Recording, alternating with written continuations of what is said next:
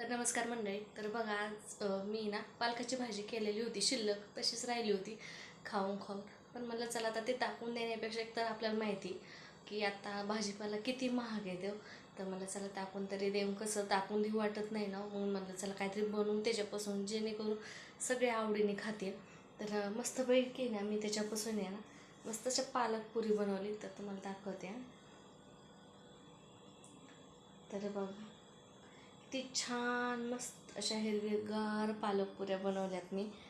आणि जर कुठं प्रवासाला वगैरे जर बाहेर जात असलो ना, तर मस्त आता हे जशा फुगल्यात ना तसे ना कडक कडक पुरी बनवायची, त्याची मैदा वगैरे पीठ घालून त्याच्यामध्ये. तर मग तुमच्याकडं पण जर असं पालकाची त्याची भाजी वगैरे शिल्लक जर राहिली तर तुम्ही पण असं काहीतरी बनवून खात जावा, जेणेकरून व्हायला नाही जात काहीच नाही. तर चला आजचा व्हिडिओ असा काही होता. तर आत्ताच माझं बनवून झाले, लगेच मी व्हिडिओ काढायला सुरुवात केली आहे. तर चला भेटू पुढल्या एका नवीन मिनी ब्लॉगमध्ये. तोपर्यंत बाय बाय.